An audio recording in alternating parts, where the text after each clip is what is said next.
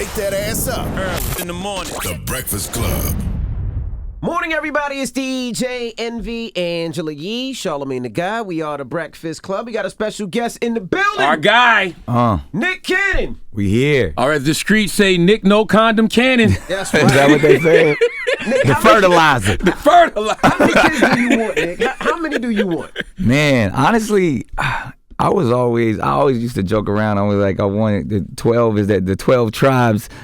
Like I was really but somewhere 10 to 12, I wouldn't be Why mad so at. many? You got so many too. I got 5 and 1 on the way, so I'm gonna have 6, but I'm stopping there. Really? I'm gonna stop. Are you sure? Is it the beauty of fatherhood, man? When you really talk about like the essence of living in as a father too, man. I've learned so much just from my children, man. Like, and it's so amazing, and I really just love being around my kids and just that youthful energy. It feels like you get to relive every time. And all the time. I love that. And I think because, I've been through so much in my life, physically, mentally, and spiritually, like the best place that I find is the time that I spend with my kids and the energy, and to get as much of that as possible, to pass on, all that I've lived into something else. That's why I do it, man. It's not the number of kids, though. I guess people question the different baby mothers. That's what it is. Why do people question that? I mean, because that's a Eurocentric concept when you think about the ideas of like you're supposed to have this one person for the rest of your life, and really that's just a classified property when you think about it. I mean, like when you go into that mindset, if we really talking that talk, like just the idea that a man should have one woman, we shouldn't have anything. I have no ownership over this person. Like if we're really talking about how we coexist and how we populate, it's about what exchange can we create together. So I've never really subscribed to that mentality. I understand the institution of marriage and stuff, but if we go back to what that was about, that was the classified property. That was because a father gave another man his daughter for land. So when you really get to that concept, it's like, all right, well, we got to change all of this up because I don't want ownership over anybody. I don't have ownership of any of the mothers or like we create families in that sense of we created a beautiful entity. So I get into it because I don't, those are the concepts that a lot of people, because we're so indoctrinated into it, be like, we have to have it this way. I'm not, I don't subscribe to that. I actually think women are blessing us. Those women and all women are the ones that open themselves up to say, I would like to allow this man in my world and I will birth this child. So it ain't my decision.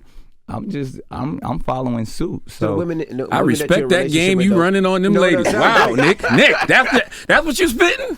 That's the dream you selling? Wow. So the women that they're the ones that making the choice. So the women you have in a relationship with, they don't mind that every woman that I deal with or dealt with, obviously my life is on Front Street at all times. They know how I feel, and it usually is a concept. Like I'm not going around like who I'm gonna impregnate next. Like, nah, it's usually scenarios and like that's the thing. People say certain things in the public, but when you really look at how a family infrastructure is designed, the woman is the one that always leads and makes the decisions. I agree wholeheartedly. I say that all the time. I say that we had to do some real societal brainwashing to make people believe that men were the actual leaders. Yeah. But just by nature, you can look and see women run everything. Yeah, and the only thing we have brute force. That's about it. And even now, that's changing drastically. And we've used our brute force to brainwash society to think that we're the overpowering or the one that controls just because maybe we can physically move something. Women lead. Women lead. And in every scenario that I've had, I step back and say, how do you want to do this? And it's sad because a lot of people will be like, man, how is he convincing these women? I'm like, I'm the one that's in the scenario to where I have to follow suit in what they decide. Well, I've heard people say that they think you having all these kids with different women is selfish because you can't possibly give the time to all of the different kids. Again, time is a man-made construct. When you if we're talking quantity over quality, I mean everybody knows the difference between that. I mean, I grew up in an unorthodox household, so I do understand. Oh man, I wish my father was there more. I wish my mother was there more. I grew up, a lot of times where my grandmother was the matriarch. So I understand the purpose of that, but it truly is, and not to, because I don't have to prove myself to nobody, but anybody who knows me, man, and every single one of my kids, I'm at every basketball game, at every martial arts practice. And people don't understand how I do it, but that's literally my children are my priority. And we know big families. We know people who got 10, 12 brothers and sisters who live in the same house, some who don't.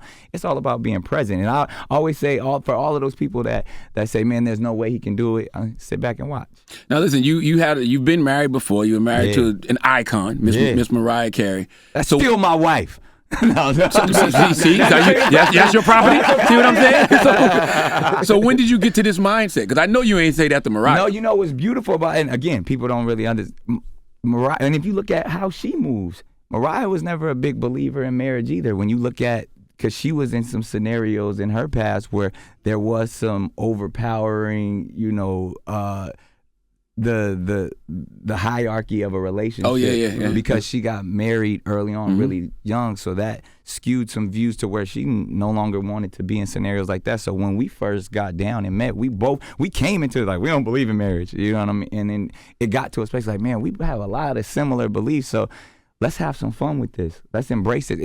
And people probably won't believe it, but I remember the first time that we hung out, we had a conversation like, man, how cool would it be, you know what I mean, if we were to get married, have like a boy and a girl, and like really spoke everything into existence. And like, you know what, and even if it didn't work out, we could still remain friends and be like the best of friends and just make sure we raise our kids. Literally like first date conversation kind of talked and designed what our whole world to be. And that's why we can, even to this point, be on the same page. I mean, I'm a lot more vocal than she is because she's a lot more private than I am, but a lot of the stuff because it's an evolved mentality, man. It's like when you understand energy and frequencies, and there's certain frequencies that others operate on that you can tap into where society may not be really locked in. So she introduced me to a lot of the game when she was like, I create my own world. You know what I mean?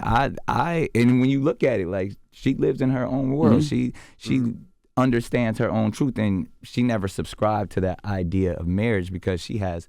So she's a queen, you know what I mean? She's like, I move how I want to move, and when you look at those level of women that we're talking about, when you look how Oprah's move, powerful women, J-Lo, Rihanna, like they move how they want to move, and they put men in the place to where, I roll with that, I'll be that, and that's literally, I learned so much from her.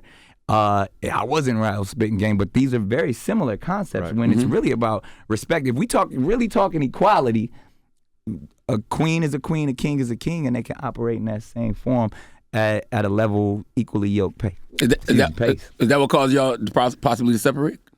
I mean, it's so long ago. I would say, and I spoke on it quite a bit because I have no problem speaking about it, but it really is. It goes back to when you're talking about two, I hate using this term now but two alpha personalities. I always say, to be the best parents, I had to step back and just say, man, I have to have an outside perception, because of when you have two people who create their own worlds, you gotta take the selfishness out and operate for the children. And I felt like even there was a lot of like, this is the Mariah's camp, this is Nick's camp, and then like you see the kids in the middle, and it's like, all right, that's confusion in the household. So let me at least step back, establish the things that I stand for. You establish those things, and respectfully, we will be able to raise these children better. Because if you have dissension amongst kids notice that energy, and because we always moving all the time anyway. So now to be able to approach it as a partnership to raise these children. I was going to ask, what was that conversation like? Because there's a lot of couples out there that can't have that conversation. You know what it was? At first it wasn't easy, just because we had the teams were having the conversation, the lawyers, we sending their kids to college, with them trying to, fix your situation, fix our kids, right? Like nah, like that. We got this. We wise enough to get here. Like, let's figure out what we want to do.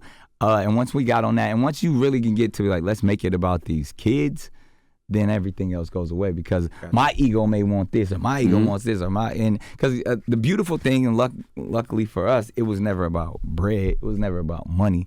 So I don't think any of my children will ever have to worry about finances. So and specifically, rock and that roll. situation right there. So when it got to it, just everything from like schooling, understand how, even the ideas of manners and respect and yes, ma'am, yes, sir. Like we were always on the same page with that. So when it got to this space, it was like, all right, now I walk into the house now, pull up, ain't no problem. Well, stay the night if I want. It's just a cool situation. So interesting conversation. I respect your right to move that way. I'm a married man. I love being married. I love the idea of being with one woman and building a family, building an empire. And I feel like I want to figure, like I remember being in that space and I was with the one woman I've always wanted to be with for my entire, I lived the dream and I saw it was so much to that. But for me, based off of my trajectory in life, I was like, there's a little bit more. And even like, I can even admit like as sometimes there was selfish concepts of like,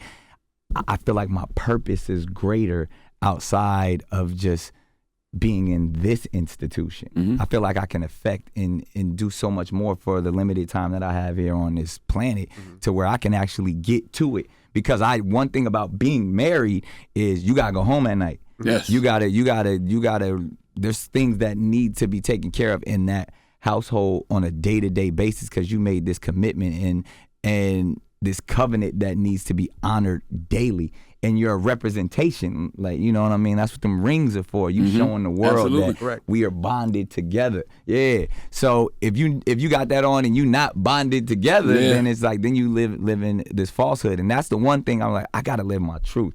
And I personally, I mean, salute to anybody else who does it, but I can't get out here and talk about how much I live my truth, walking truth, only to truth, and I'm creeping. Like, so every woman that deals with me knows that, we know what it is, and that's every aspect of my life, whether it's things I spit on these mics and be like, at least what he say, he believe it, and it's true. It ain't no false pretense here. You're going to get what it get. You may not agree with it, and we can have discourse and debate, but I live my truth. And that's one thing I found, like, if I ever felt like I was going to be stepping out or doing this, then it's like, I'm sitting here lying. And no, that's real. That's the reason I stopped cheating, to be totally honest. You know what I'm saying? I again, cheating is even such a word, because if I go into this situation and and whether you want to put terms on it, all type of labels and stuff, but if you know that I can say like monogamy or one person and one person, that's difficult for me. I can't do that. I did that very well within my marriage, but I'd be lying if I would say that I was sitting in that situation and another woman never crossed my mind. Does it make you crazy when people when they judge your relationship online? Like, I remember you just had your recent baby and you were in the strip club with me, and people were like, how is he in the strip club when he just had a baby an hour ago? Did that affect you at all?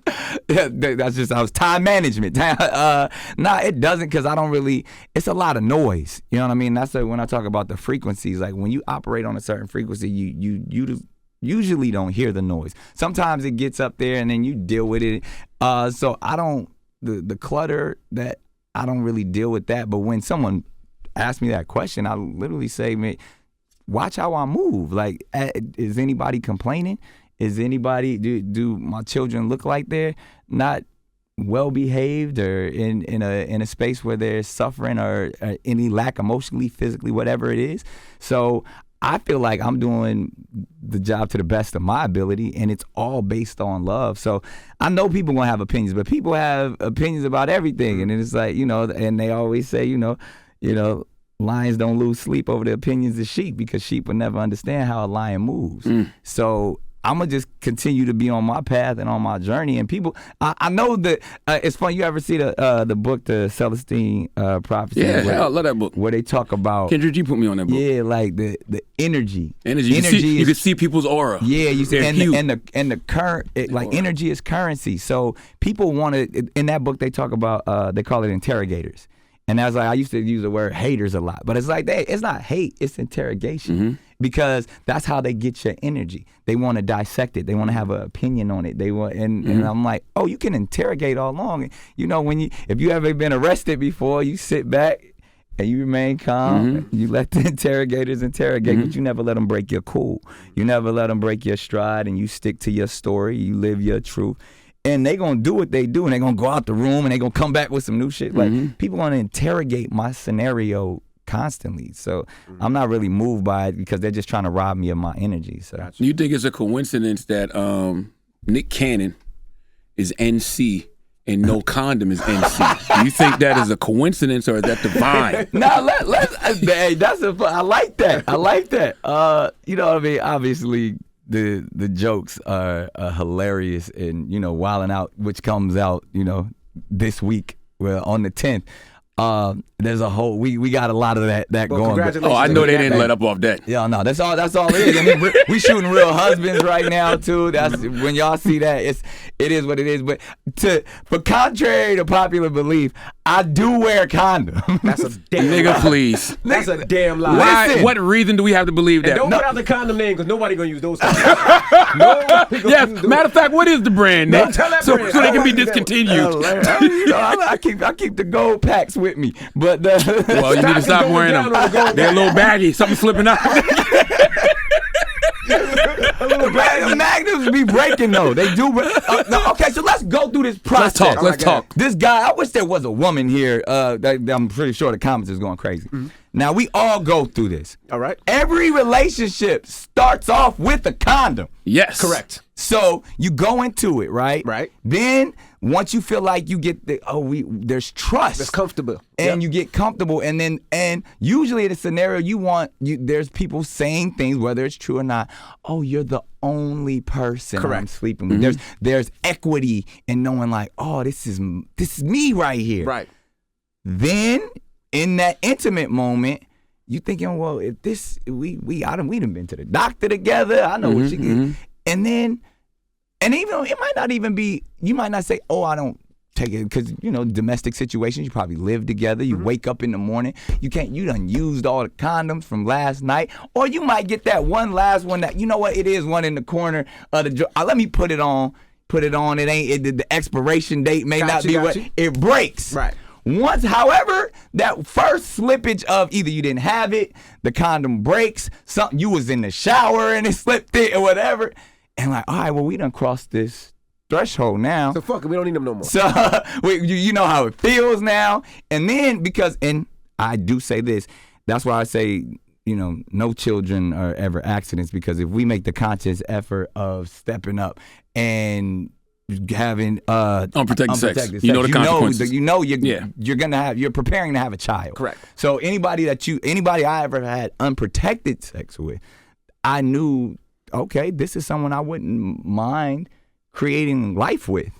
And there's emotions and love set up into that. There's ideas of like, I have the fortitude, and I'm seeing if this scenario were to happen, I can handle this situation. So every time if I meet somebody, and usually I don't like meeting new people, but I'm a 99.9% gonna be strapped up in that sense. I don't drink. I'm under the right sober state of mind every time I go into any sexual activity. So in that sense, it's gonna be protected. But as you get to know people, and because I'm in a situation where I have a lot of quality relationships, it usually builds into a point where there's no longer doing that, and then we had to make that decision. Like, if we're not using condoms, we know we prepared to have a child. Some of your kids are close to the same age, so that means you slinging dick with no condoms to a couple of girls. Now, it is funny because they start to, as someone who has to see the doctor because of my other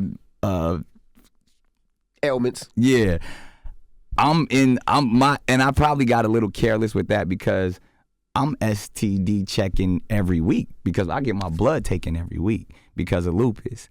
So I usually know where I'm at, and I also. What about the young lady though? Usually know. So and in that scenario, she knows what it is, and I'm like, if someone suggests using a condom, of course, that's what we doing.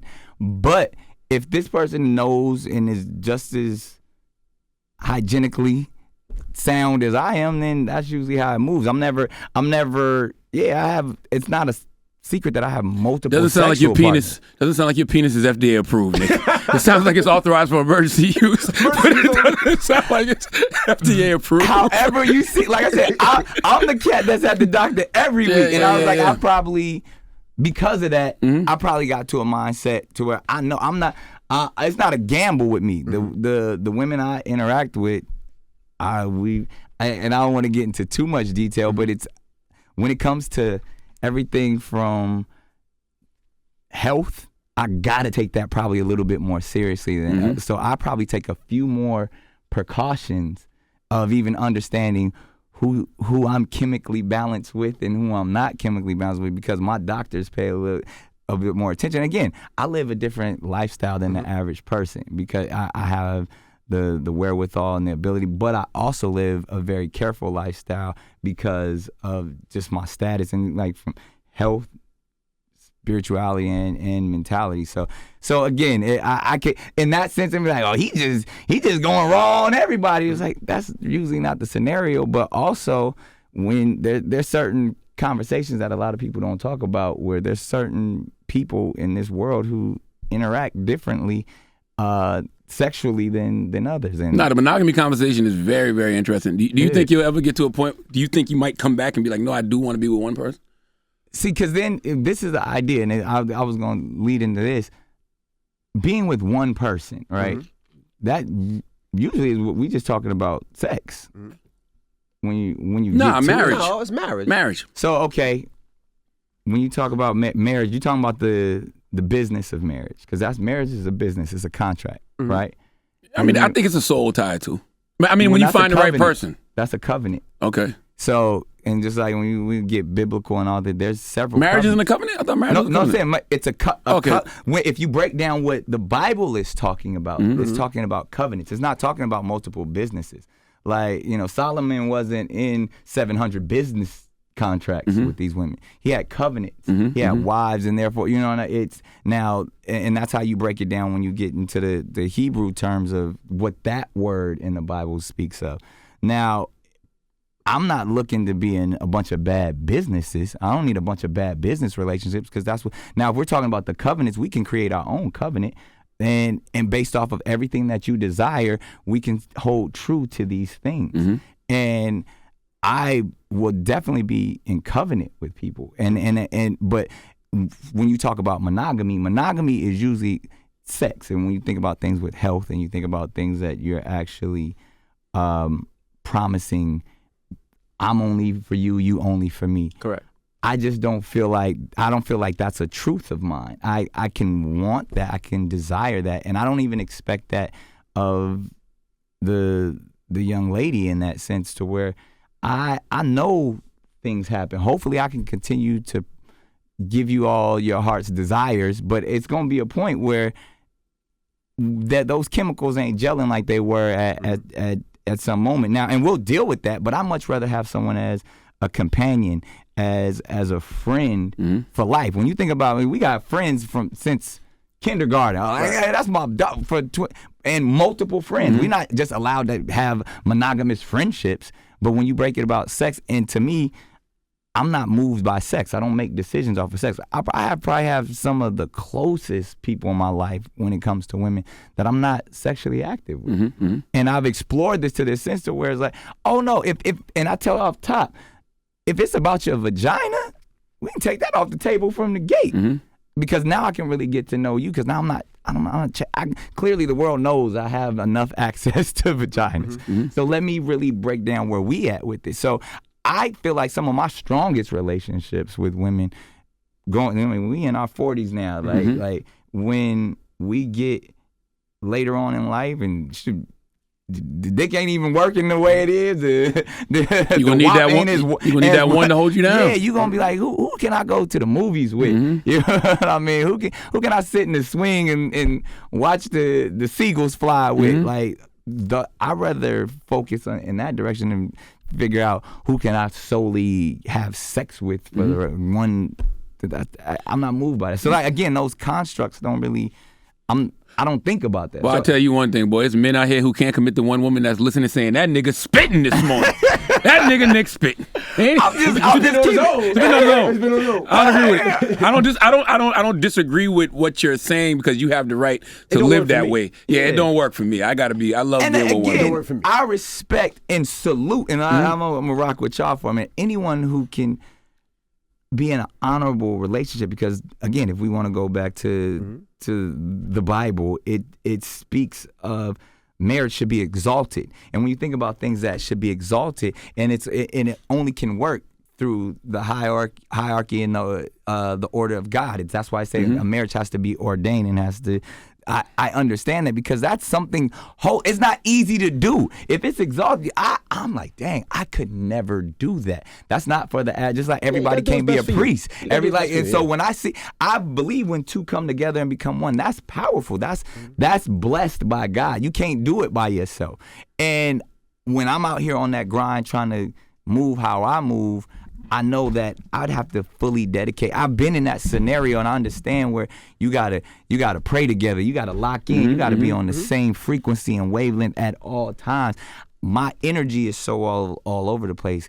It's difficult for me to do that. But when I see it, I'm like, that's success. I mean, for me, I just, I learned from the elders. I watched my father and I watched the mistakes he made and the mistakes he told me he made. You know what I mean? So for me, I didn't want to make those same mistakes. Facts. So I wanted to just pour into my wife, be faithful to my wife, commit to my wife and my family. And that's, for me, made my life a whole lot better. And it's interesting because I look at, all of our situations and, none of us are perfect and but when you have a woman that's willing to say, you know what, I will stand next to this man for the rest of his life.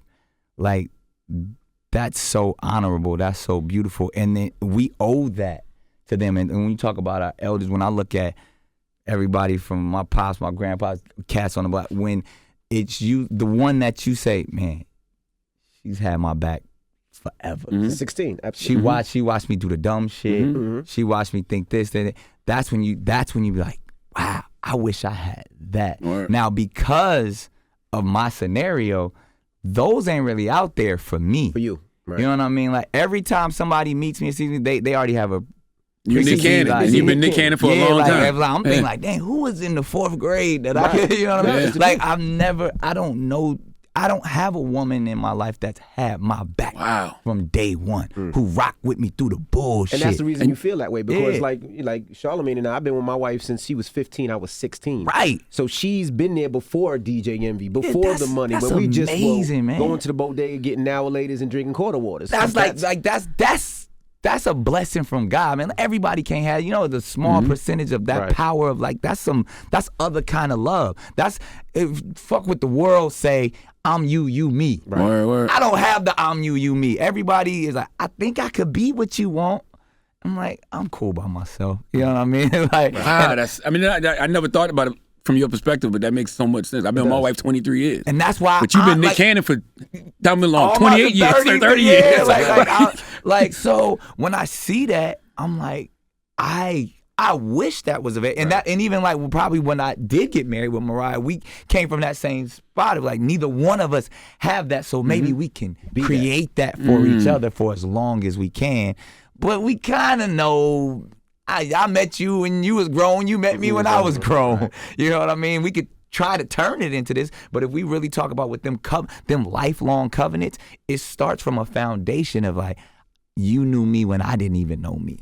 You know what I'm saying? We grew together, and I'll never have that. So how many more babies do you want, Nick? That's what I want to know. How many more babies does Nick want? I love kids. So I love kids too. I think kids keep you young. It keeps you on your P's and Q's. Yeah. It keeps you wanting to do more. But when you're 70 and you have a 1-year-old, how are you gonna run around with your kids? I'm a follower of Dr. Sabi. Documentary coming soon. We're gonna talk about it. But nah, I probably won't go this far, but when you think about he was in his 80s with a before he passed and had a 2-year-old. So that's extreme, but my life is extreme. But I probably say I definitely feel like I'm probably gonna stop yearning for children probably in the next even after 45. They say that's then just even the process of going through a healthy pregnancy, you check the boxes, is the father of your child 45 or under, it's a certain age that even as men they say we can have them forever, but I'll probably in my mindset I'm a 40 slow down, but I just the idea of being if I can provide for these kids, I can be the best father I could be. Why not, continue to do it? But I'm not out here seeking either. I'm not out here trying I'm trying to get to a number. We joke about it, but I don't have a problem with, producing new life and making sure that life is set up in a way that it can be as abundant and as prosperous as possible. I'm sitting there thinking, I wonder how many women feel like that. How many women feel like, well, I really don't want to be with one man.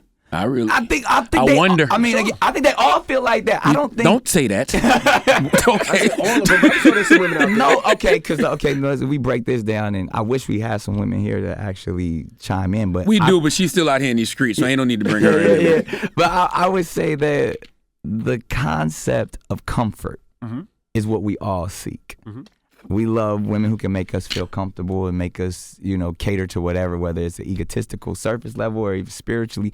And then women seek that same thing. So I tell anyone I'm involved with, if I'm no longer making you comfortable, then find what makes you comfortable. Whether comfort could be in safety, protection, laughter, healing. If you find somebody like he's provided a house where I'm comfortable. When he walks into the room, I feel safe. All of those things.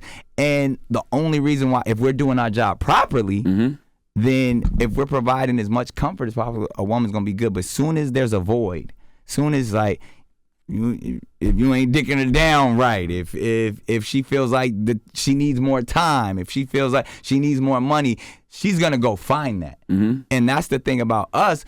Our comfort is usually physical. She can give me a good massage, she can give good head, all of that stuff. That's a dime a dozen. But a true provider, it's not a lot of men out there to do that. So that's why that construct is you normally, because if a woman steps out, she's making a strong effort to go find what she desires. A man is like, wait, whatever.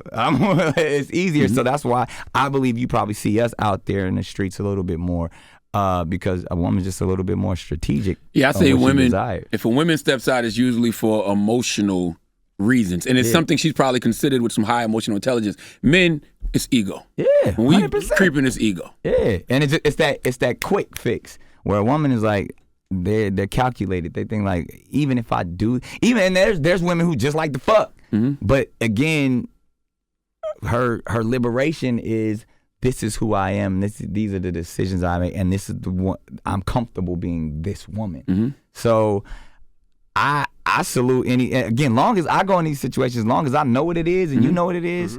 If I want a cat and you a cat, let's get a cat. But I want a cat and I find out you a dog, then now you fucking with you insulting my intelligence. So there's some women in my life that move like I move. Yeah. And I salute it.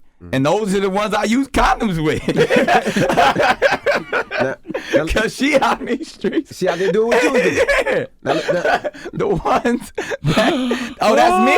Oh, yeah, Now, let's switch gears for a second. Now you're going to have every girl, every time you're going to pull out a condom, what you think about me, Nick? Every time you pull Facts. And it ain't gonna be what you think. We already gonna know. You already know what you think. I tell everybody, the side nigga is the best position. I want to be that because I know exactly what it is from the gate. In and out. I don't want there to mercy. be no misunderstandings. I'd much rather you got your man. That nigga, all right, I'll be your ear for the evening. Yeah, I'll be the ear and the dick for the evening, and then you go and do you. All of the ones where it's other things. Now you trying to live a lie. You trying to be something that I know you not to me because you trying to secure comfort. Nah, let's not do that. Like if you in this, I salute all of the women out there that are moving how they want to move. When this nigga ain't acting right, you go over here to this nigga. But again, now we know what it is accordingly. I'll be captain side nigga all day. Like Nick, you too old for this shit now. Okay, so when does it stop, Charlamagne? I don't know. You're a father of 37. You need to stop now. Now let's switch gears. Do you regret giving Kevin Hart that llama? I was wondering why. One of them. You see, this shit won't even stop. You didn't change the number? Nah, it's still my phone number. And then they just what's up? We on the Breakfast Club, man. You fucking shit up. Who was that? You calling it? Hello? See, and that's the other thing. It constantly calls. I wonder because it kept ringing the whole time. It's on silent. That's the other. I don't know. Nah. So you giving them that llama. You got to protect your peace, Nick. You got to change your number. Yeah, bro. no. So the thing is, obviously, we got the prank wars going on now. I was trying first, like me and Kev do this all. Like it just so happened. The phone number is just times 10 though. Yeah, like because we always prank each other, especially around birthdays and stuff like that. I'll be sending just stupid stuff to his house, and I sent the llama, and then this motherfucker gonna put my phone number on a billboard and it will not stop ringing. So I'm like, I'll be answering like, all right, so what should I do to get this nigga back? Like, because the brilliance of this prank is the world got to be a part of it. Right. Usually our pranks is like private and silly over the top. Now everyone has my phone number. So that's another, I keep it on because it's like, all right, until I get this nigga back, I'm going to be constantly reminded that I got to deal with picking up this phone. That shit would drive me crazy. That would drive me crazy. Especially when you're trying to sleep and just relax. Well, obviously I'll put it in the other room when I'm trying to sleep, but it's like, this is my phone. This is, and that's the thing because, and I'm not a slave to these devices like that. So I know what it is and it's over there and it's technology. So it doesn't really bother me that much because I'm not on it like that. Like I don't, even other than that phone number, I'm not engaged like that. If I'll text somebody if I need to or all that, but I'm not one of those people who just rock with their phones all the time. So as much as that is an inconvenience, it'd probably be more of an inconvenience if I was one of them dudes that just keep it by the, all the time. So that's over there. But Kevin Hart, fuck you. And y'all shooting Real Husbands now? Is this part of the show? Nah, it should have been. Yeah. I think we already had, our storylines and stuff already put together before that jumped off. But we doing some big things with that. Like me and Kevin's pranks, you guys gonna say. And I really need y'all help to figure out what I should do next because all of the shit I had planned are not as good as this. Like I was doing dumb shit. I was putting bubble bath in his freaking pool. Like I was doing rich inconvenient shit. Like the fact that he's fucking up one of his cars. But like this was good because this inconvenienced my life and the world got to be a part. I was like, I got to rethink all of the shit that I was going to do. So I don't know. Kev, it's coming. It's definitely coming. I'm cooking up.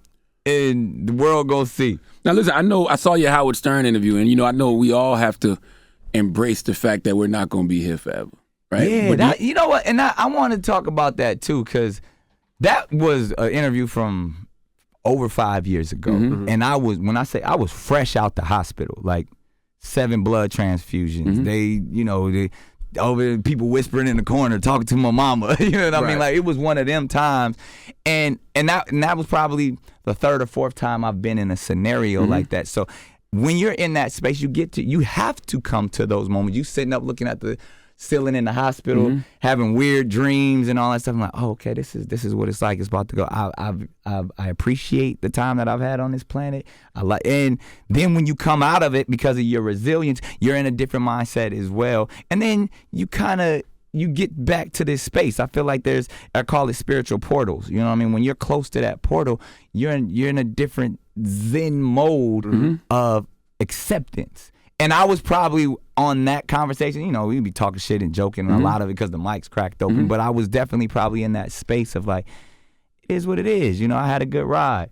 How do you feel now? I'm probably because that was so far removed. I definitely appreciate each and every day, but I want to get the most out of life. But I feel like that was a little dark. I was in a darker space because I was truly fresh out of the hospital. And that's what he was talking about. Like, man, I'm concerned for you. And like, I've been challenged by death so many times that I get to a place of where I just accept it. But I don't like to think about it every day. But like you said, we could walk out of here right now and it could be a wrap for all. Even just the pandemic in itself has shown us that nobody's promised tomorrow. So again, that was pre-pandemic. That was a different. Now it's more about, let's not even have that discussion. Let's embrace this moment. That's right. But I was fresh out the hospital off of that, and I'm talking to Howard Stern, and he brought it up, and I'm like, well, shit, yeah, I feel this way. Like, and it's funny how, because people, it's just the media, how people started seeing all of these stories about me and all of these kids, and then that interview popped up from 5 years ago, and they were like, oh, that's what it is. He just having all these kids. Yeah. That's irresponsible in itself, too. And that's what somebody said to me. Somebody said that Nick is having all these kids, but he thinks he's not going to be here long. That's selfish. Nah, that's not. It is that. If that was, if I set out on some Thanos shit, you know what I mean? Like, if I'm like, oh, well, I'm not going to be here long, so let me impregnate as many people as possible. That's a very selfish mentality. They took 2 different concepts and kind of put them together. And again, I'm in therapy twice a week, so when I went to my therapist, and I'm like, do I think like, am I moving like this? Is this why? And 2 have nothing to do with each other. Like my concept on, the time that we have in this realm and in the experiences that we get to the 75, 80, 85, hopefully plus years that we get to see.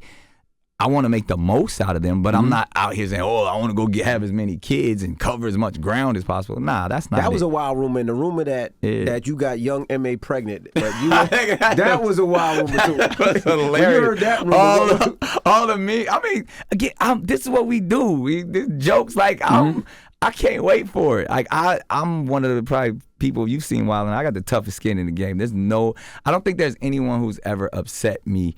Or, I mean, even our relationship over years, we grew to be so close. I'm like, that shit hilarious to me. I'm not moved by that. So I actually appreciate every joke, and that's why I created Wild 'N Out. Right. Like, I've been getting rich off of y'all talking shit about me for decades. Now, at this how did point. you feel when your crew held you down on Wild 'N Out? Yeah, they said DC, that your Young crew Fly. got offers to Yeah, do I saw Wild 'N they Out said without right Pretty you. V, Chico, Carlos. I mean, they held you down. They definitely did, and I salute to them. And that's when you build a strong unit, a strong family. That's what you're supposed to do.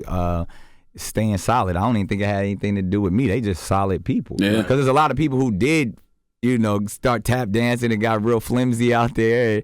You know what I mean? I always say niggas want to be solid, but they ain't solid. You know what I mean? A lot of people think of this shit as a part-time job, but solid is a full-time thing that you live all the time. And I salute that, I'm surrounded by a team of solid individuals. But as we all know too, there's also I don't knock anybody who make whatever decision they have to make because of their family, because that's how they provide. Or that's they just I get it. Everybody has different motivations. So even the people who were willing and jumped out there, that's what they You still did. mess with them now? Those people, or you just sever ties? I always say all the situations I go through, I think Dr. King talked about it, is like a kaleidoscope of character revelation. You can see people's true colors when you can step back and you got. And I don't hate you for you being who you are. I'm so glad I know who you are now because you presented a different color to me. But now when shit got hot, he was on some hyper color shit. You know what I mean? You changed quickly. So I'm grateful for all of everything that I go through because now, especially today, people show me who they are in one tweet. People show me who they are in the lack of cause and care. There's been many times I'm like, dang, I thought this person was different, but I'm glad I know. And it's like, I'm not disappointed in you. I was disappointed in myself for trusting you.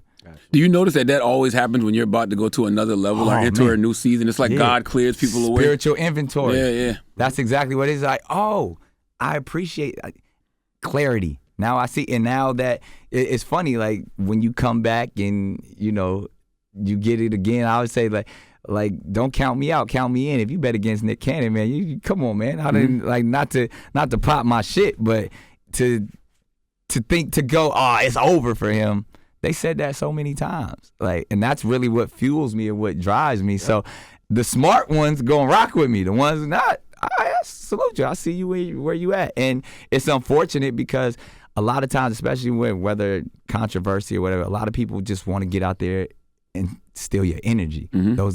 Those interrogators, they get out there and they feel like, this is my moment to speak, or they put a microphone in front of me. What Nick should have did if he would have did, and I'm like, and it hurt my heart because it really wasn't no one on my team, but I would see people that I looked up to, people that I was like, oh man, you could have called me, like, and it said, but you want to go do a full interview about me and not even reach out to me, like. That shows me your character right there. You just showed me who you are and why you in this. Because if you know me so well, but you rather go do a full hour interview about me and never even talk to me, you probably really don't know me. Gotcha.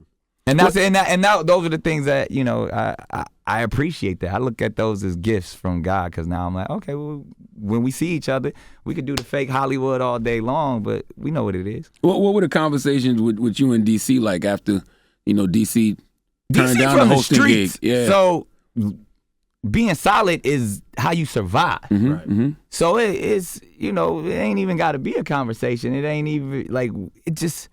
I was talking to DC frequently, if not every day. If like it's and me is because as the leader in the situation, I'm like, do what's best for you. You ain't got to get out there. And I told many people, all of my, like, don't get into this. Like, shouts out to even brothers like D Wade, who's just randomly showing love and support for his fellow man. And then they came at him. I was like, yo, don't do that. You know what I mean? I got this. Let me handle this, because then they gonna start putting all of that negative energy on you, and no one else needs that. I'm strong enough to stand firm on my beliefs and my walk in this journey that I gotta go through. And I know the support is there, because the support came from the real ones who called me. You know what I mean? Who said, like, I talk about all our character revelation on all the people I saw, man, but it was so many real ones that, and I had to talk to them. Nah, don't do it. And DC was, what are we doing? Nah, we good, King.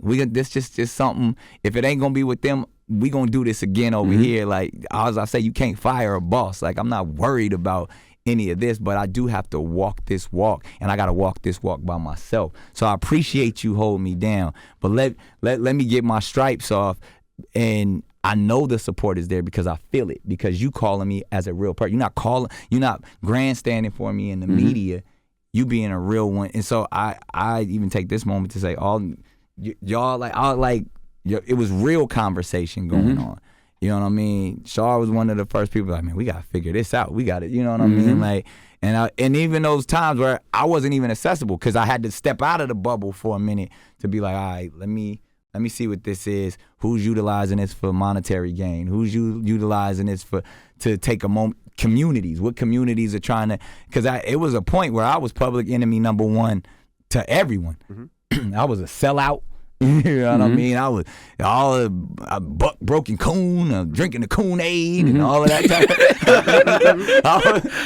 It was everything. But and that was the stuff that kind of probably hurt more, because I expected it from other communities. I know the people who don't like me. I smile in the face of my enemy, but then the people was like, damn, I thought y'all was with me. And like, and y'all, you seen what Dr. King went through. You seen what Dick Gregory went through. You seen what, Muhammad Ali went through. All of these. And so it is like, there was points where Muhammad Ali was the most hated man on the planet. Martin Luther King Jr. too. Martin Luther King, there was public enemy number one. They, like, the black people got tired of Martin Luther King. They was, you over it. Like, when you're in that way, and he actually even talks about it, it's gonna be a lot of confusion when you're trying to look for times of confirmation. And even that sense is like, you could tell the true character of a man in times of controversy and not in the times of comfort. And that was those times where I was like, all right, this is my time to really understand for my character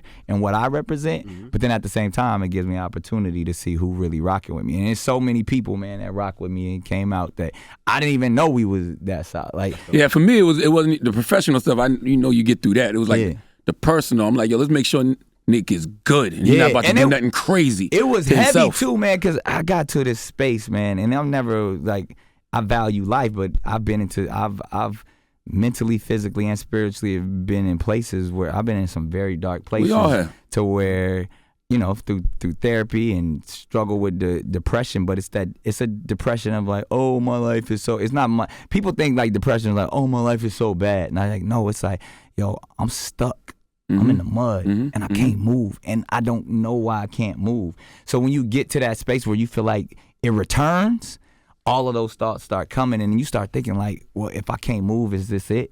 You know what I mean? Like, you start thinking, is life better without me here? Because it's so painful of not being able to move. If I just get out the way, and then so I definitely like, I probably got to get out the way. And then those dark thoughts, and it's unfortunate because I had an artist that was signed to me, and I watched him struggle so much with those demons and that mental anguish of being stuck. And during this whole process, and it woke me up in a way to where I'm sitting here talking about how dark and stuck and in a rut.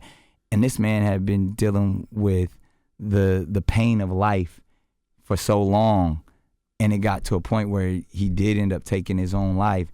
And I'm like, man, I'm sitting here playing with it. And I've watched, I've been in the hospital when he was in a coma. I've watched him try to stop him from taking his life. And the fact that I'm stuck in this moment right here, I wasn't even able to communicate and connect with him.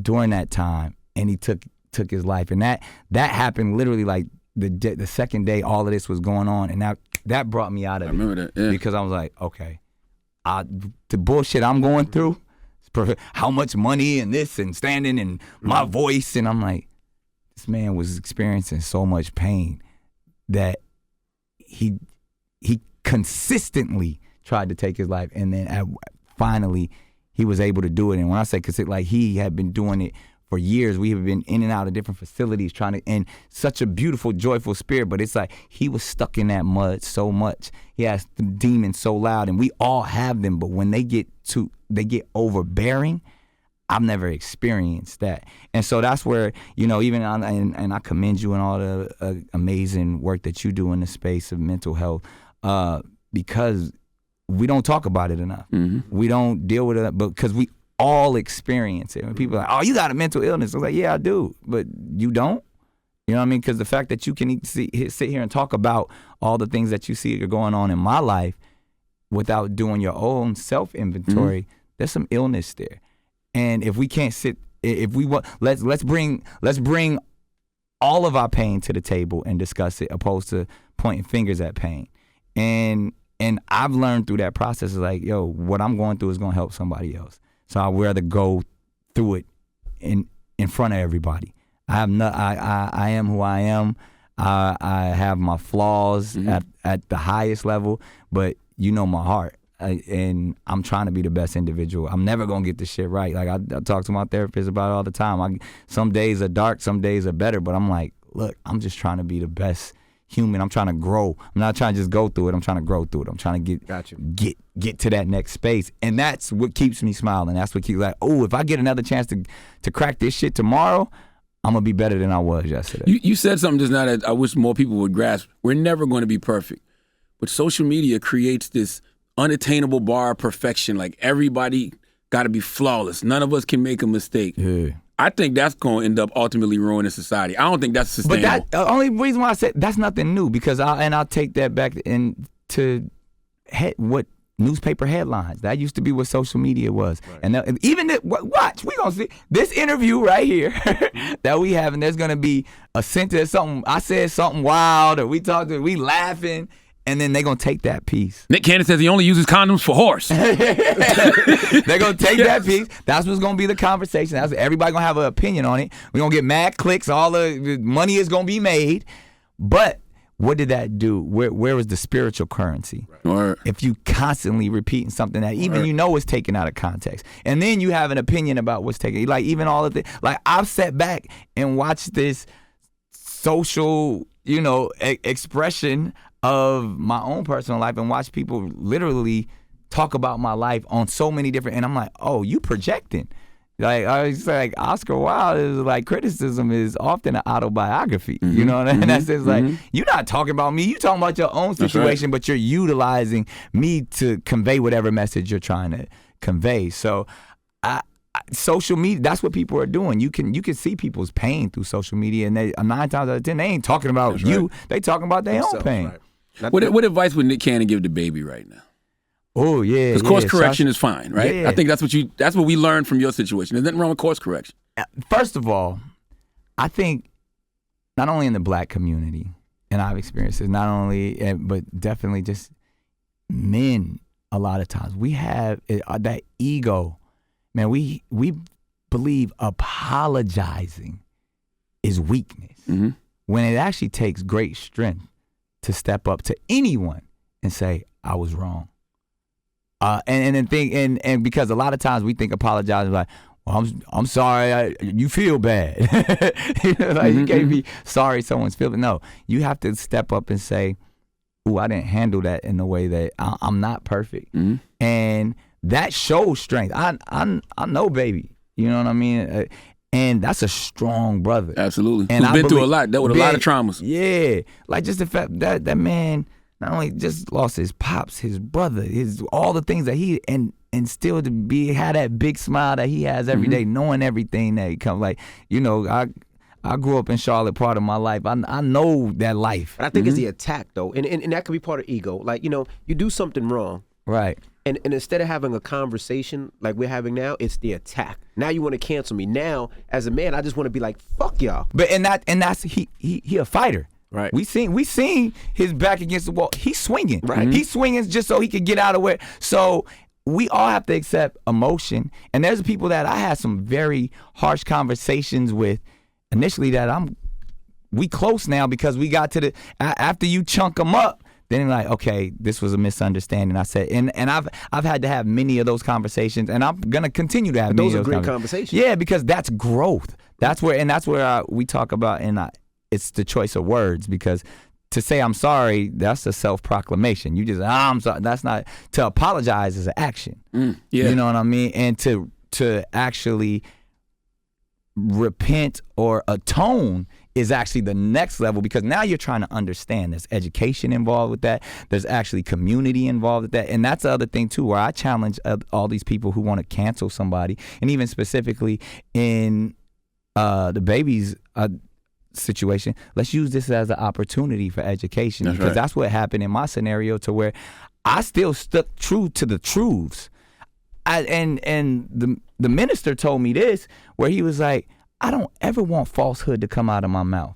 So if I'm saying something that is not correct about your community, show me where I'm incorrect. Correct me. That's right. If I'm saying these things about the LGBTQIA community, show me where I'm wrong. Help me understand, because not only is that going to help me, but you're going to help so many other people who think like me. There's so many the babies out there, and then we got to break it down. When we talk about those ideas, we were all ignorant. All of us. I still, even as a father, I gotta, when I see my son might say something, like, man, you can't say that. You know what I mean? There's nothing wrong with being this way, but you can't condemn somebody for doing this or thinking it, even if it's funny. And then you have to also, as adults, you have to know when, okay, this was entertainment. This was a joke. Y'all see the jokes we have on Wild 'N Out all day long, but there's no hate involved. When you take out the hate, then you should be able to say and operate. But when you're using trigger words, when you're using things that, that's hateful. We know it, we got it. There's a difference between what's up, nigga? You nigger.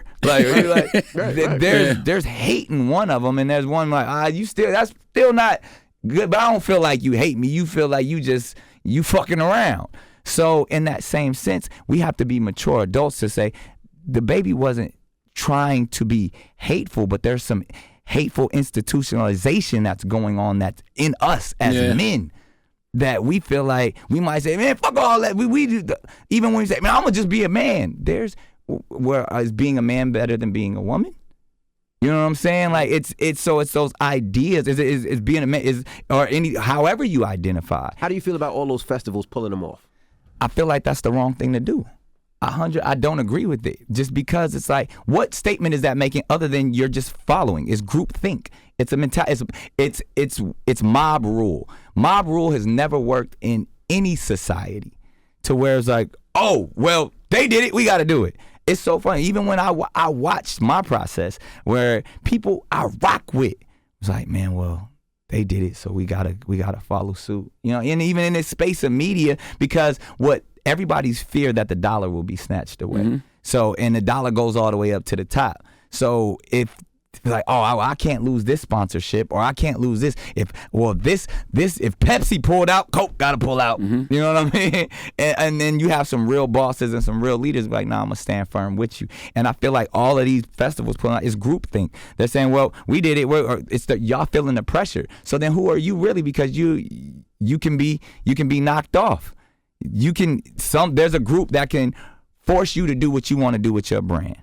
And it's unfortunate, because I think if we had sat down and had individual conversations, and this is a moment where we should all gather around the baby and embrace him, because if we can do that, watch how many mentalities will change in the hip hop community. Well, you got to give the offender, first of all, you offend, and then it's going to be consequences, 100%. and that person has to be held accountable. But then you got to give that person the opportunity to learn, and you use it as a teachable moment for everybody. And he's a great example of that, because of all that he's been through. He's an intelligent person. Now, it's certain people, as we know, there's other people out there, they say wild shit. And like, yeah, you ain't no help. Don't save them. Yeah, You don't want to be but someone saved. like that, you can utilize him. I guarantee you he'd sit down and talk with Madonna. I guarantee you he'd sit down and talk with Elton 100%. John.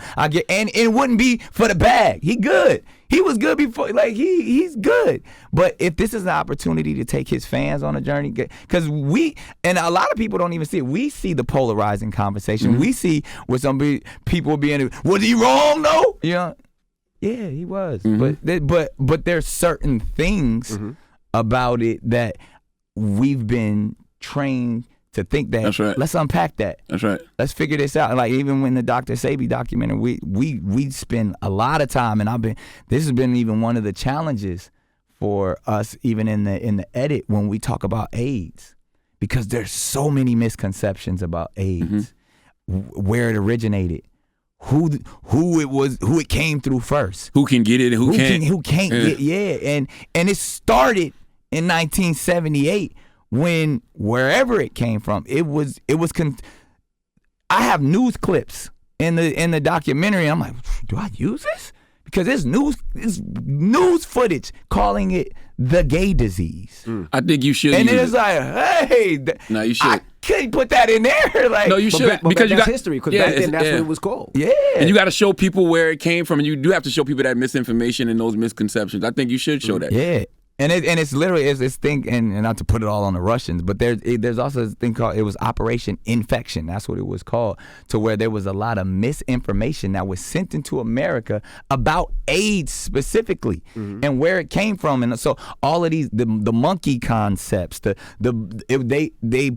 put it in the black community and the gay community only, and and there's so many different studies, and we got cases, because I wanted to kind of show the misconception and the idea and as Dr. Sebi, as the savior and holistic, practitioner, to come in and say your body can heal yourself against these infections and these viruses based off of what you put into it, because it's all about the imbalance. It's all about the alkalinity of this self-healing miraculous organism that we all have.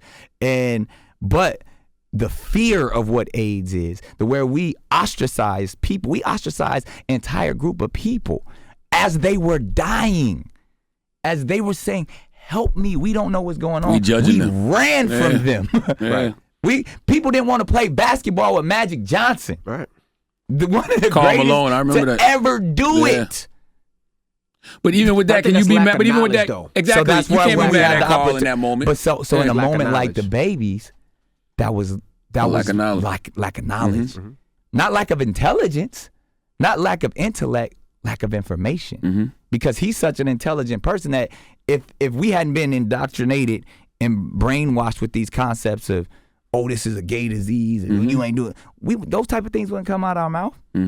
So we got to get to the root of why, as black men, why is in the hip hop community do we talk so bad about, oh, you this and using these terms. Like, y'all, we grow up, we would say certain shit that we wasn't really talking about the gay community.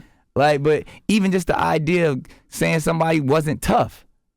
Yeah, we use that slur for saying somebody wasn't tough, somebody was soft. Yeah. Stuff like that. And now it's like, let's just use different words. Nigga, you soft. You can say that.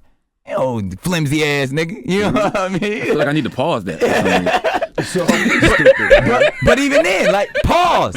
I did a whole, when no homo was the pause. I did a whole stand-up bit like, oh, no homo. You know what I mean? Like, why as men, and I know a lot of cats be like, hey, if you got to say pause, why were you thinking that way anyway, nigga? You know what I mean? It's like, if you comfortable with who you are, I don't give a fuck where you put your dick in the daytime or at night. Like, that's your dick. That's what I'm doing. But mine is where mine is. I got enough. And yours is around too many women as it is. I got enough problems keeping track of where this was going. What the fuck I care about what you doing with yours? That's right. No, for real. But that's real man shit. Right.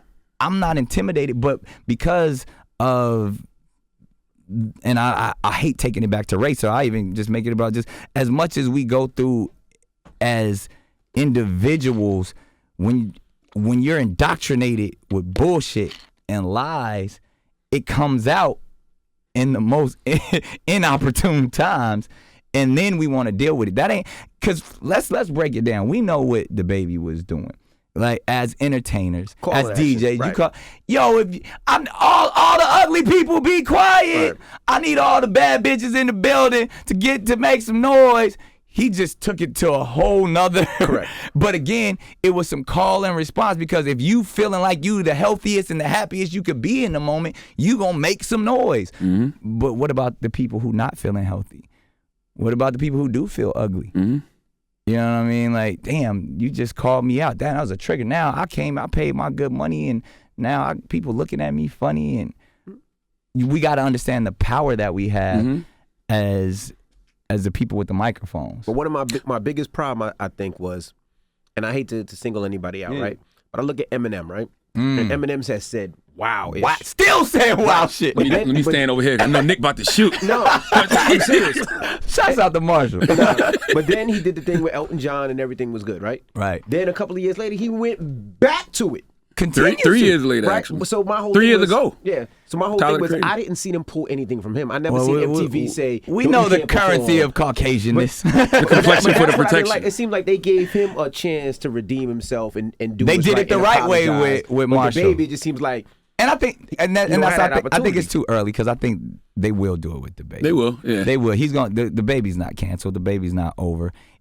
I pray that he utilizes this moment and sees where this can actually turn around and be a good moment. I always say, I quote Dr. King every freaking day, but it's like where evil men plot, good men plan. You know what I mean? And this is I say this is a time for planning, because there's something a minor setback for a major comeback. This could be so big for all these communities that are involved if they handle it the right way, because these are conversations that need to occur. These are conversations that homophobia is a real thing, but we all grow up with people with different lifestyles in our lives, and we all got our gay cousins, our gay sisters and brothers, and we love them to death. We all, I grew up with multiple family members passing away from AIDS during in 80s, early 90s. Y'all remember that type of stuff? absolutely. And I cried my hardest at them funerals, but we have this indoctrinated hate and or fear, even more so in our community, of certain groups for no reason. As a man, I do not. I act now, and this is what I'll get to, and this is why we do the pause and all of this stuff, because what we really fear is the down low mentality. What we really fear is people not being true to themselves. What we really talking about is you not even solid enough to be who you are. Because if you watch Wildin' Out, if you watch whoever, we got like, shouts out to It's Your Boy Candy. You know what I mean? Like, I love people, Zoe and Santuan. I love people who are so comfortable and so free.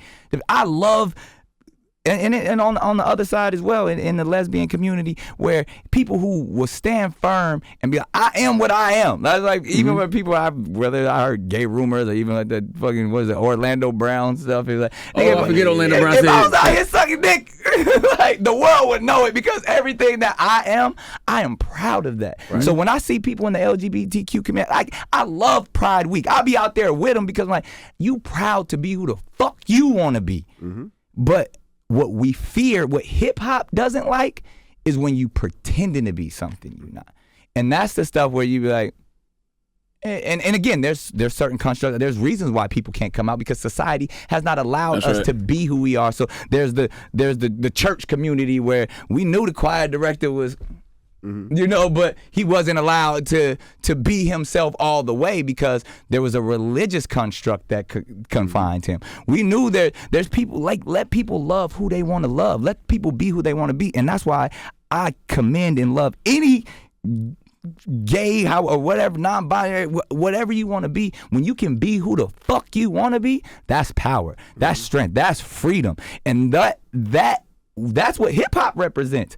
And those are the times when you're like, oh man, you faking it. You really, you on the down low. That's what we fear, where someone living a life one way and they really live in this life. And I pray that we can get to that space one day where everybody is so comfortable that they can be who they want to be. My guy, Andrew Schultz, he's a comedian. He said when you pause something, you want to see it. Yeah. You want to get up close to it. You're like, shouldn't it be fast forward? Hold on, let's put the spotlight on that real quick to say that was a moment of sus. But again, like, we should never, especially guys like us, we shouldn't fear to have the conversations that we have, because hopefully they're all conversations of growth. Right. Yeah, it's crazy that we have to, and I don't know why, but it's always like this. It has to be something extreme that gets us to these conversations. Yeah. Whether it's about racism, whether it's about sexuality, whether it's about gender, it's always anti-Semitism, whatever it is, always something that happens that get us to have these conversations. Something extreme has to happen. And I think all that you've been through, all that I've been through, envy, even the stuff that you go through as well, I think we have to be, I'm not the martyrs per se, but we're in a position because we can ignite those conversations and absolutely. put them in the right direction. I know I'm gonna get canceled again because I talk my real shit, and sometimes in a moment I might say some shit where I didn't. I wasn't thinking about. I was just trying to be funny. I was talking about this, but it was that. I get canceled once a year. Charlamagne gets canceled about 3 times a year. Yeah, I say something. I say something every week, and at this point, it's like all right, the interrogators are out there, and I'm gonna sit back. I ain't gonna let you shake me, but let's talk about it. You know what I've learned to do though? I think I used to make a lot of definitive statements. Now I ask the questions. Because I really do want to know. Like, so I'm asking questions now instead of saying, this is what I think. It's like, well, what if such as I like to ask questions. Yeah, because then I'm opening up the conversation. I say I have none of the answers and all the questions. And that's even like going into my new talk show, because I got to think about that. Let's talk about that. Well, before that, when is the documentary coming out, Dr. Sebi? Oh, yeah. I personally... We had Kelly Bowman here a couple days ago. She didn't seem like she knew either. She was the goal. I mean, what we have, there's several cuts of it. Like, the joint about 4 hours long right now. The goal has been for Sundance. I want to do it on the big level. I told, I gave my word to all the family members involved from Nip's side as well as to Dr. Sebi's family. Like, it's not about the money for me. I'm millions in already. And I don't want to make a dollar back. It's about having it set up the right way. And I want it to get all the accolades it's supposed to. I'm not even an awards type nigga, but I want those family members to be proud of the statements that they made, and I wanted to reach the people that is the level that it's supposed to reach, because even in books like Eat to Live that we all understand, like that's a staple in our community. That's and I'm literally trying to take Eat to Live and put it in celluloid, put it on camera to where people would say, every time I watch that documentary, I learn something. Did you ever meet him?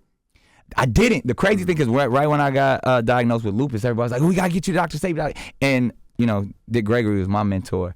And they were close in a younger day. And then I think they started a couple of different concepts. It had a lot to do with like alkaline.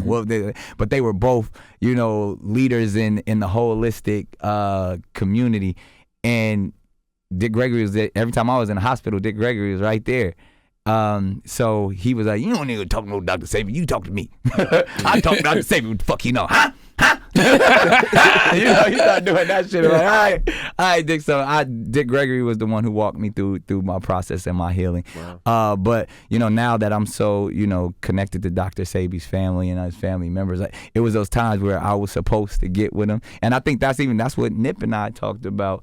When he was, such a beautiful brother, his spirit, he would talk to me, like, man, how you feeling? Is this you taking a supplement, And we had those conversations, and literally because Dr. Sebi has an office in Los Angeles, like in the hood. So that was what we would discuss, and his grandson was close to both of us. So that's even how I even knew before he came on, said he was doing a documentary. We was talking about that, and I felt like that was our one connection outside of music in the industry.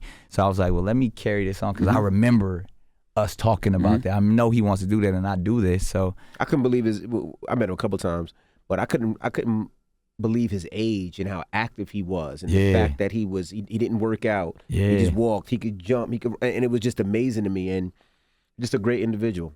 Great Man, and individual. it's fun. Like you had the opportunity to meet him, but it's like We interviewed him like 4 or 5 times. yeah, and I feel like I've gotten to know him through all of these interviews and the research and his family members and stuff, and he just seems like it was such a beautiful brother, and it's all about energy, man, and like whether all like people like, oh, you just trying to be Dr. Sabi, like because my man had at least 30 kids and counting, but it was one of because it's that energy, that aura when you walk into the room, like you're just drawn to it, and to have a beautiful spirit. That's one in a million, man, and I wish I could have met him, and again I pray that I do his legacy the service that it deserves, because just he's immortalized now in a real way. Nip immortalized, like now people will learn from them brothers forever. Bro, That's right. I tell everybody the story. He one time he stood on his desk. He was about 65 years old. Jumped off the desk and landed on his knees. Got back up and was like, it doesn't affect me. It's because the way my bones and my body is. Yeah. I couldn't do that when I met him at 20. I can't do it at 40. So just imagine how in shape he was from the things he put in his body. Yeah, and we break it all down, and it's like that's the thing, that's the tough part about the documentary. It's like, all right, how long do we spend on the actual African biomineral process? How long do you spend on The cold case. How long do you case, spend? Because Nipsey specifically said he wanted to make a documentary about the case. Yeah. So that's what we're trying to stick to. But it's like So much. there's so much other stuff. Did y'all talk about magic in it?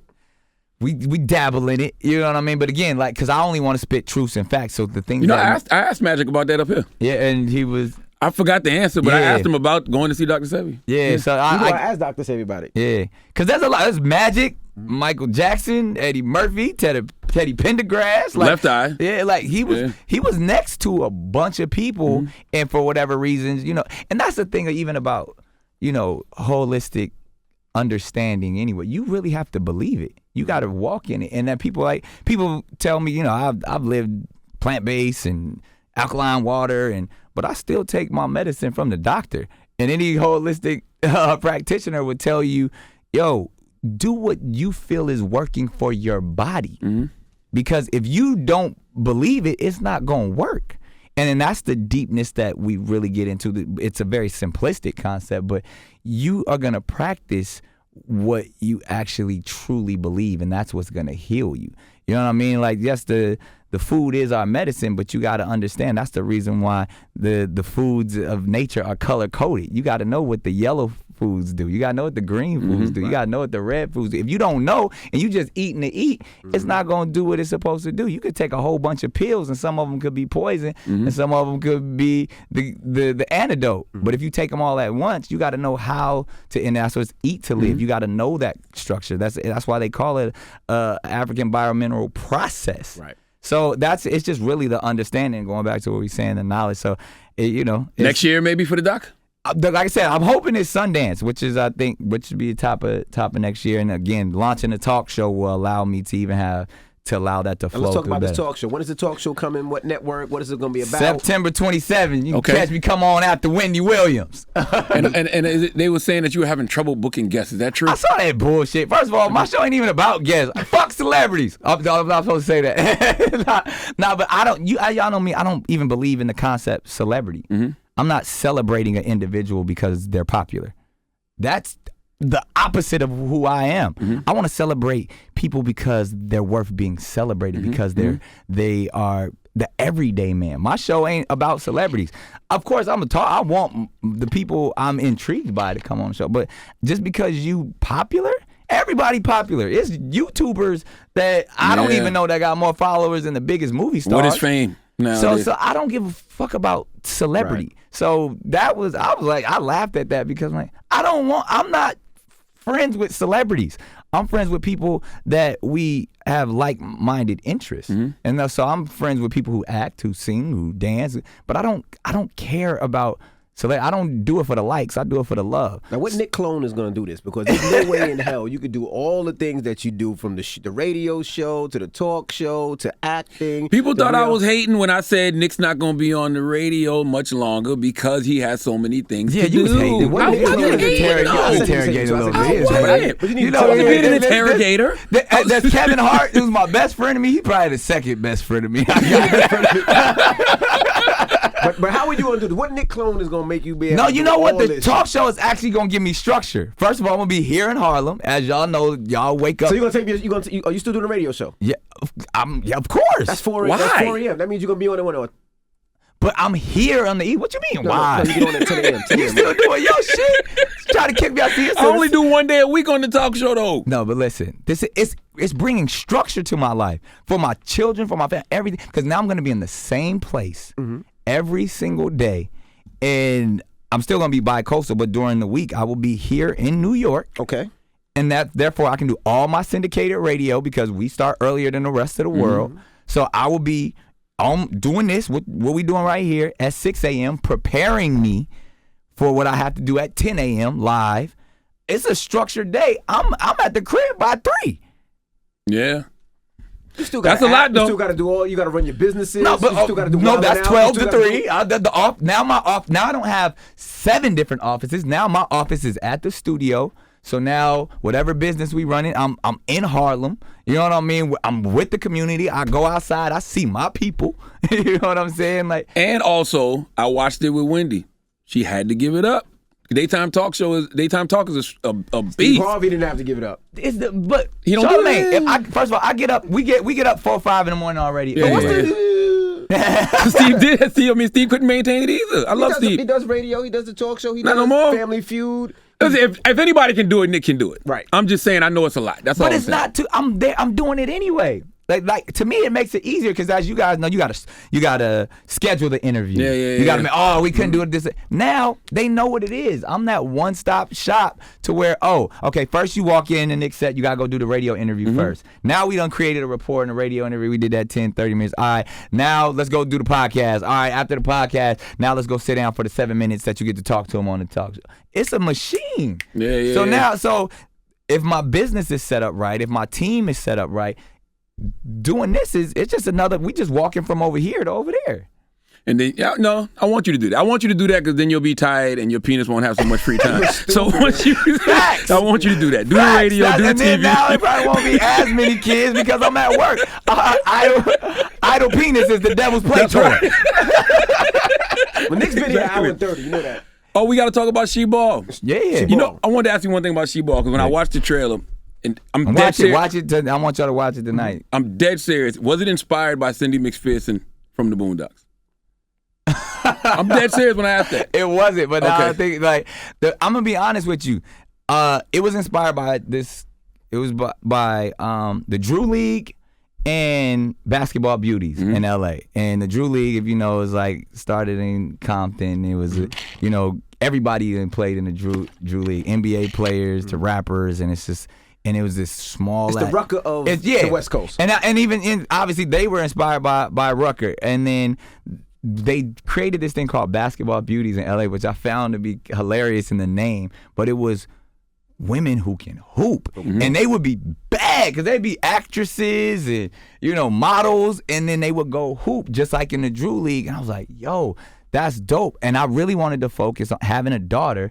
I was like, I want to focus on young women in sports and women empowerment in that sense, and how a father can be just as hype for his daughter hooping that he can for his son hooping. That's where the concept came from. And then I was watching the gentrification going on in our community, specifically in Inglewood out there, in Harlem here and all this. But Inglewood, because they just built this giant ass stadium and they was trying to move niggas up out the hood.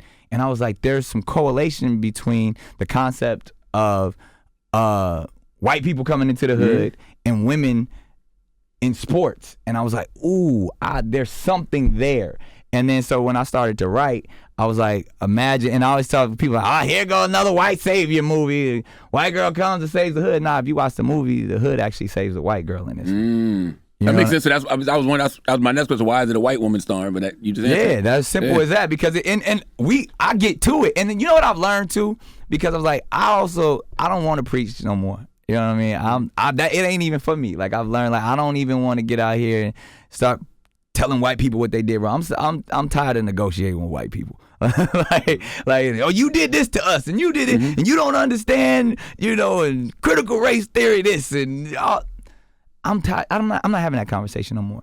What God has blessed me with, because He's given me the ability to be a storyteller, and I can have all of those conversations and entertain somebody at the same time, and they could take it. And that's what Spike taught me that. You know what I mean? And working with Spike Lee is like, people gonna have opinions about all your work, but at least you get to say what you want to say. Gotcha. And I was like, ooh. I was like, so you ain't never gonna have to worry about me. Like, even if you see me out in all of the marches and stuff, I'm usually in the back, quiet, watching, observing. I'm there to support. I'll donate money, do whatever, but I don't want to have a speech. I don't want to get out there and say I leave that to Tamika. I leave that to my song. I leave that to Risa.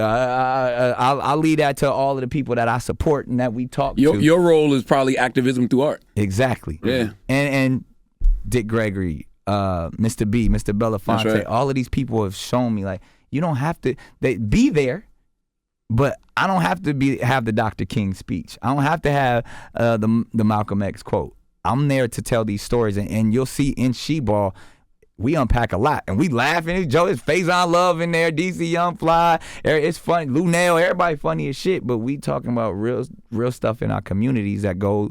Cedric the Entertainer plays, Billy D. Balls, Councilman Billy D. Balls, and you watch, but it's funny as fuck. But you watch when a prominent black man in the community is trying to do what he thinks is best for his community by selling properties and. Oh man, we got to bring businesses into the community and wealth, but are we really bringing wealth into our community? Is it back to the reverse engineer where we letting white people buy up everything? On the things that we thought were ours. Are we going? Is it re-enslavement? Just for the dollar. So it's concepts like that if we sit here and talk about that, motherfuckers gonna turn fast forward. But if you like, nigga, you see what that nigga said that in the movie, and now it's so much game we got from Boys in the Hood. You know how much game we got from Paid in Full. You gotta put the medicine in the candy. There it is. I got question for you. Verzuz.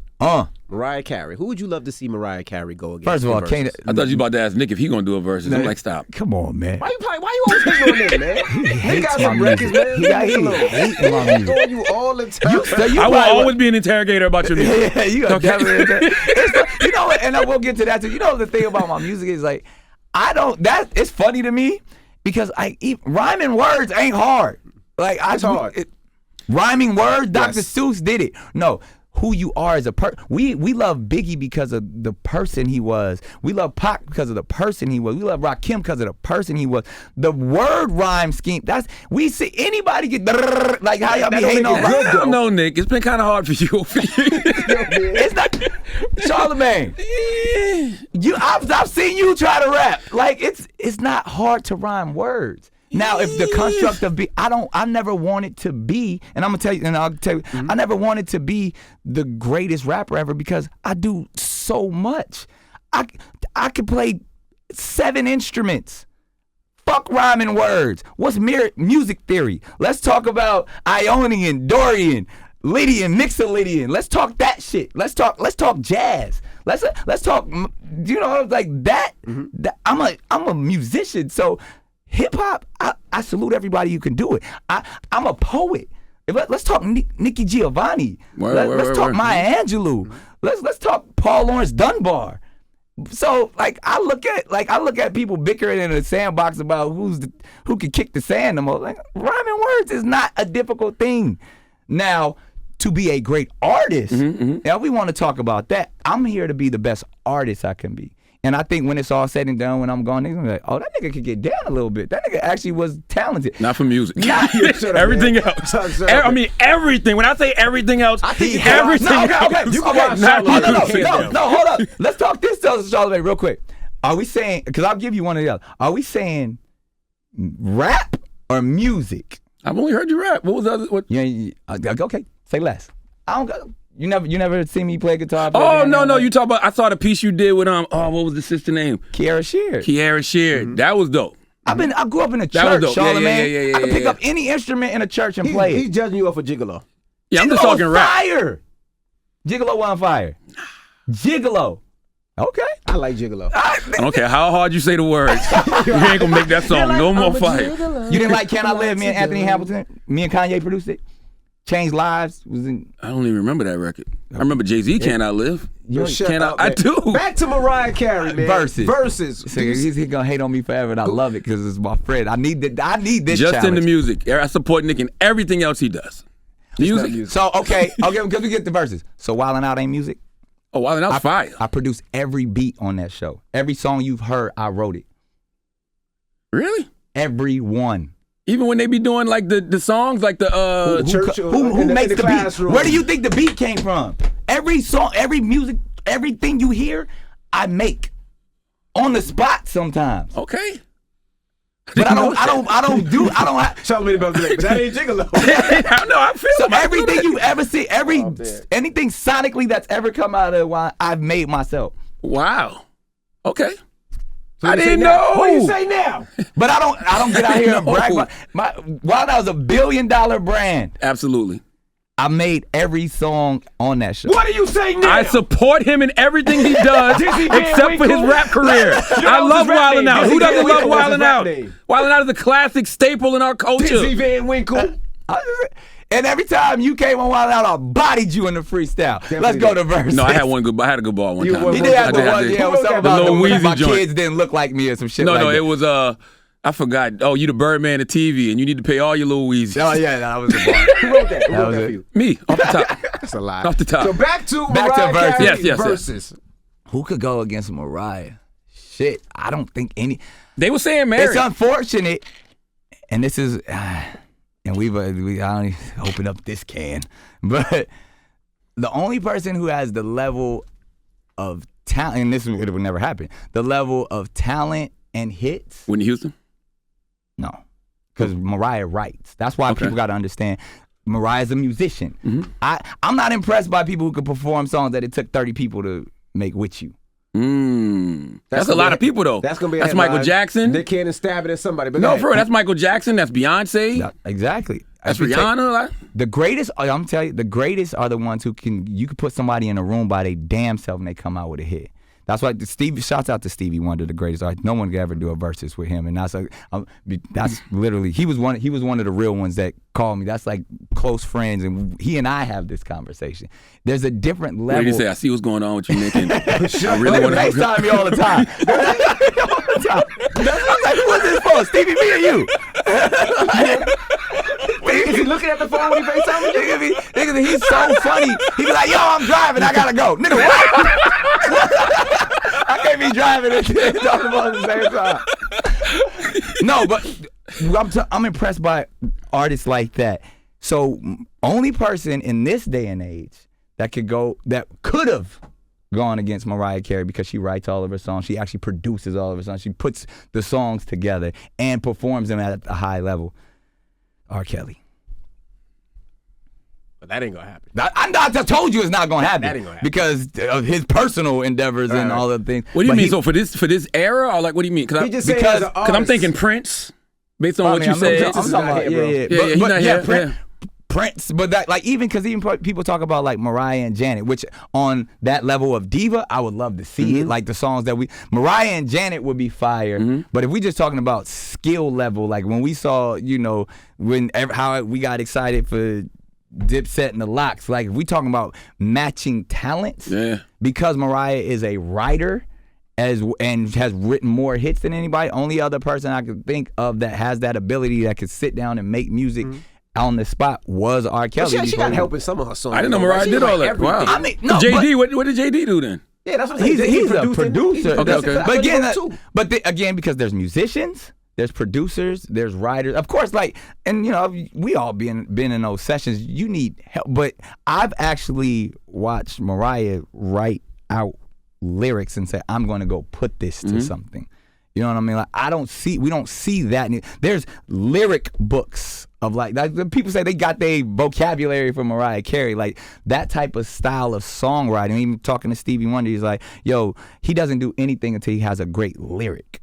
and then he goes and puts the music to it. Which so like there's a level to that, and then when you can perform it at a 6-octave level, you know what I mean? And that's what I watched R. Kelly do the same thing. His was on some like savant type shit though, like where he would literally be and then 5 minutes later it's a whole ass hit song. So it's like obviously he had so many other problems and issues and you know pain in his life that we will no longer get to see him do that anymore. But we still gotta acknowledge the fact that the man was gifted. He was gifted. And you can have that conversation. I don't think it's wrong having that conversation. So, but at that level, like he's when you think about the level of hits that he penned and put together, like.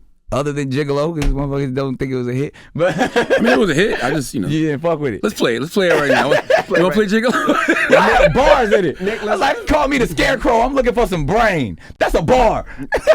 Nick, we appreciate you for joining us. Let's go. Let's play. We're going to play Gigolo before No, we you're not. I don't even want to hear it no more. No, we're going to play it. Don't play it. No, never mind. Don't play it. It was 20 years ago. We're playing it right now. Let's get into it right now. No, but Nick, no, for real. Salute to Nick. You got to give Nick his flowers, man. Absolutely. We don't celebrate Nick enough in our culture for everything that Nick does for black people. He keeps black people employed. He's put out a lot of black talent out here in this culture over the years. That's right. This isn't nothing new. So we just getting started. And I know you're just getting started. So we got to salute Nick Cannon. We do not give Nick Cannon his flowers enough, man. We really don't. Appreciate y'all. So let's do it. Nick Cannon. Don't give me no flowers. Here's Gigolo. Plant some seeds. Ooh. Okay. Bars. Bars. Bars. Here's Gigolo. It's the Breakfast Club. Good morning.